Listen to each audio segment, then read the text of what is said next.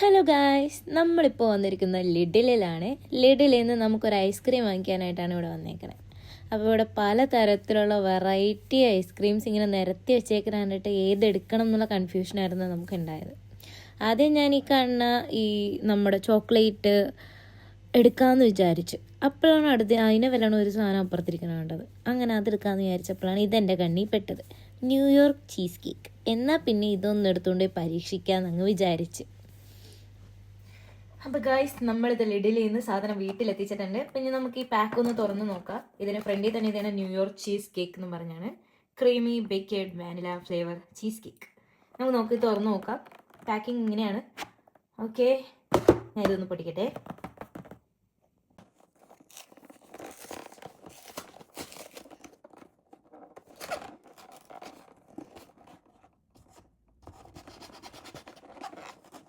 ഇത് പൊട്ടിക്കാനായിട്ട് നല്ല പാടാണ് ഗൈസ്. ഓക്കെ, പൊട്ടിച്ചപ്പോൾ നമുക്കൊരു ഫോയിൽ പേപ്പറിൽ പൊതിഞ്ഞൊരു ഇങ്ങനത്തെ ഒരു സാധനമാണ് അകത്തുള്ളത്. നല്ലോണം ഫ്രോസൺ ആയിരിക്കുകയാണ്. ഇത് മെൽറ്റ് ആവണം, നമുക്കൊന്നും ചെയ്യാൻ പറ്റില്ല. ഇങ്ങനെ ഇരിക്കുകയാണ് ഗൈസ്. നമ്മളുടെ അത്യാഗ്രഹം കാരണം നമ്മൾ കത്തിയൊക്കെ വെച്ചൊരു പീസ് അങ്ങനെ തന്നെ കട്ട് ചെയ്തെടുത്തിട്ടുണ്ട്. ഇപ്പോൾ ചീസൊക്കെ ഇഷ്ടപ്പെടുന്നവരാണെന്നുണ്ടെങ്കിൽ ഇത് ഇഷ്ടപ്പെടും. ഇതിൻ്റെ ബേസ് വന്നേക്കുന്നത് ബിസ്ക്കറ്റാണ്.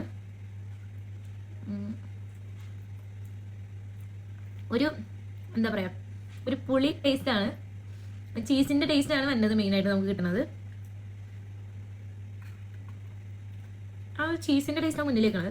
പിന്നെ ബേസിലാന്ന് പറയുകയാണെങ്കിൽ ബിസ്ക്കറ്റ്, സാധാ കുക്കീസിൻ്റെ തന്നെ ടേസ്റ്റ്. കുഴപ്പമില്ല.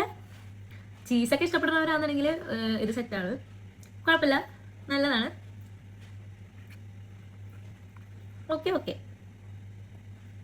ഓക്കെ, ടാറ്റാ.